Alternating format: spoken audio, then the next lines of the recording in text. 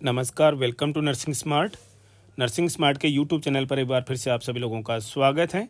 यूपीसीएचओ के लिए हमने अभी एक वीडियो किया तो बच्चों की रिक्वेस्ट आ गई कि सर इसमें मार्क्स कैसे कैलकुलेट होंगे, मेरिट कैसे बनेगी, वो भी समझा दीजिए। तो हम इस छोटे से वीडियो में आपके साथ डिस्कस करने वाले हैं कि आपके 10th, 12th और बीएससी के मार्क्स कैसे कैलकुलेट होने वाले हैं। तो चलिए शुरू करते हैं। हम यहाँ पर ये कैलकुलेशन 3 केसेज की स्टडी के हिसाब से लेंगे। 3 एग्जाम्पल्स हैं हमारे, जो कि मीन्स हमने इमेजिनरी तौर पर हमने मार्क्स उठाए हैं ऐसे ही, और हम आपको एक आइडिया भी देंगे कि कहाँ पर जनरल और ओबीसी और एससी एसटी की मेरिट जो हो जाने वाली है।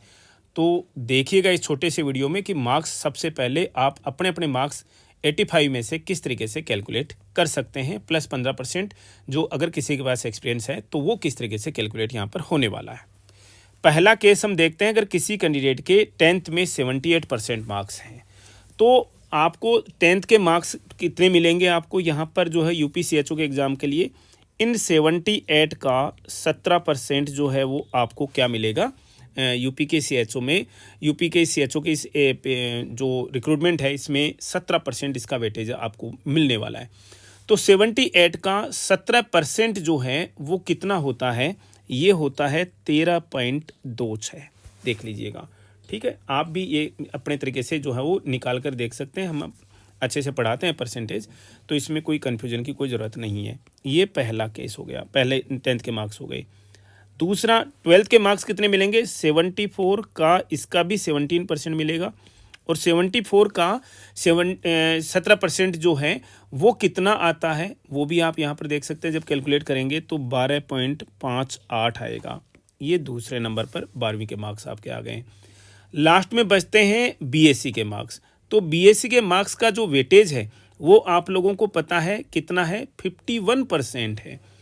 तो जब आप 51% का 83 का 51% निकालते हैं तो कितना बनेगा, ये 42.33 मार्क्स जो है आपके बनेंगे। पहले केस में अगर कैंडिडेट के पास में कोई एक्सपीरियंस नहीं है कोविड का, तो और वो कोविड का एक्सपीरियंस भी कहाँ का होना चाहिए, यूपी स्टेट का ही होना चाहिए। हम आपको बार बार बताते थे ये चीज़ें जो हैं वो। तो पहले केस में जो अदर स्टेट के जो कैंडिडेट्स हैं उनके लगभग जो है ये मार्क्स बनेंगे। तो 10th के मार्क्स आपके 13.26 प्लस 12th के मार्क्स जो हैं 12.58 प्लस बीएससी के मार्क्स जो हैं 42.33, ये टोटल मिलाकर के इन कैंडिडेट के पहले केस में मार्क्स बने हैं 68.17। हमने ये बहुत ही हायर साइड में देख लिए, यानी इतने मार्क्स तो शायद किसी कैंडिडेट के शायद ही मिलेंगे। हम ये नहीं कह रहे कि भी किसी के मिलेंगे नहीं, लेकिन बहुत कम कैंडिडेट्स के जो है मार्क्स बनने वाले हैं। तो ये पहला केस।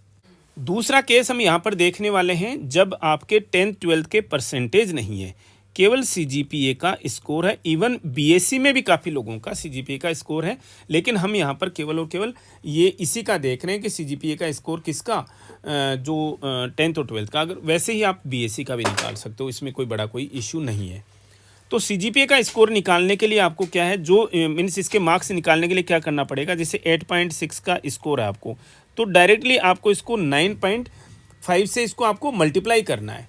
9.5 से अगर आप इसको मल्टीप्लाई करते हैं तो जो भी मार्क्स आप आ गए वो सबसे पहले परसेंटेज आएगी आपकी। जैसे 8.6 को आप जब 9.5 से मल्टीप्लाई करेंगे तो आपका ये क्या आएगा, 81.70 परसेंटेज आएगा। अब इसका आपको 81.70 का 17% निकालना होगा। तो इसका 17% जो है वो कितना आएगा, 17%, वो आएगा 13.889। तो ये आपका 10th के मार्क्स जो है आपके जुड़ने वाले हैं इतने।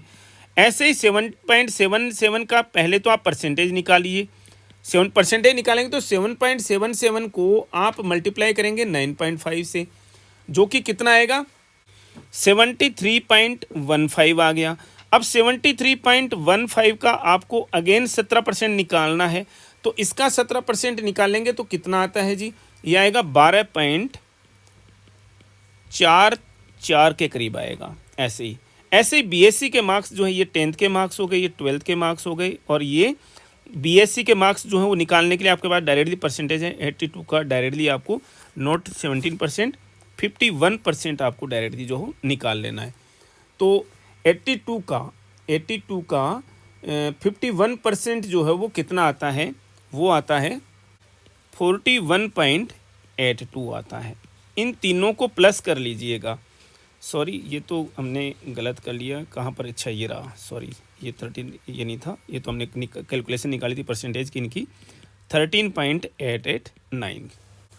इसका अगर टोटल निकालते हैं तो कितना आएगा, 68.15 आएगा। ये भी हमने एकदम से हायर साइड के मार्क्स लिए हैं, ये आप नोट कीजिएगा। इतने मार्क्स बहुत ही कम बच्चों के मिलेंगे। एक एग्जाम्पल, एक केस हम और देखते हैं जिसमें बच्चों का एक्सपीरियंस अगर जुड़ा हुआ हो तो। तीसरे केस में हम देख रहे हैं एक्सपीरियंस के साथ में। तो सबसे पहले 88 का 17% निकालिएगा, 14.96 आएगा। दूसरे में 66 का 17% आप निकालिएगा, 11.22 आएगा। ये 12वीं के नंबर आपको मिल जाएंगे। बीएससी में 74% हैं तो इनका 51% निकाल लीजिएगा, इसके 37.74 आ जाएंगे। यहाँ पर एक्सपीरियंस 7 महीने का है तो 6 मंथ या 6 मंथ से ऊपर लेकिन 1 साल से कम, उसके 5 नंबर आपको एक्स्ट्रा मिल जाएंगे। ठीक है, जब टोटल आप देखोगे तो 14.96 10वीं के नंबर, 11.22 12वीं के नंबर, 37.74 जो है वो बीएससी के नंबर, और 5 नंबर जो हैं वो किसके, कोविड एक्सपीरियंस के मिला करके यहाँ पर मार्क्स बनते हैं 68.92। कहने का मतलब है जिसके पास में भी कोविड का 6 मंथ्स का कम से कम एक्सपीरियंस है, यानी 5 नंबर मिल गए, उसका 100% सिलेक्शन है, चाहे जिस भी कैटेगरी से हो। लिख करके रख लीजिएगा। यूपी से जो भी कैंडिडेट्स हमें सुन रहे हैं, देख रहे हैं फिलहाल, वो नोट कर लीजिएगा। जिनके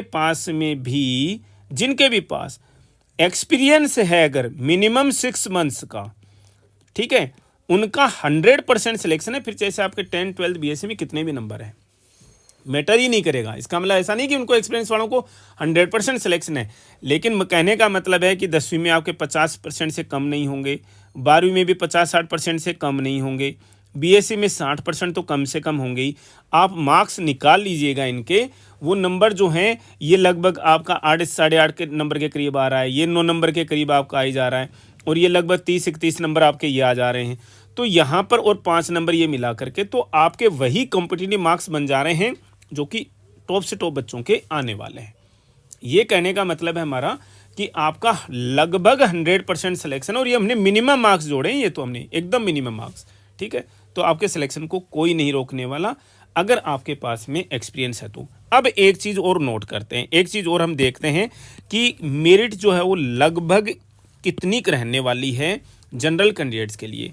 अब देखिए, कैंडिडेट्स हैं, कोई एग्ज़ाम नहीं लग रहा, हमें नहीं पता कि, लेकिन हमारा जो एक रफ़ कैलकुलेशन है, बच्चों की कॉल्स आ जाती हैं। अभी भी 8-10 बच्चों का हमारे पास में एग्जाम्पल के रूप में हमारे पास में कैसे आ गए कि सर मेरे इतने मार्क्स हैं, क्या मेरा सिलेक्शन हो जाएगा क्या। तो हमें जो लगता है वो अनरिजर्व्ड कैटेगरी में 62% से ऊपर वालों का हमें सिलेक्शन नज़र आता है। देखो, ये हमारी रफ़ मेरिट है। ओबीसी कैंडिडेट्स की अगर आप बात करते हो तो हमें लगता है कि 55-56 नंबर से प्लस वालों के सिलेक्शन आराम से हो जाएंगे। ऐसी कैटेगरी में लगभग जितने भी कैंडिडेट्स आएंगे, हम ये कह रहे हैं लगभग जितने कैंडिडेट जो एलिजिबल हैं, 100% सिलेक्शन मान करके चलिएगा। एसटी कैटेगरी में जिसने फॉर्म लगा दिया 100% सिलेक्शन मान करके चलिएगा।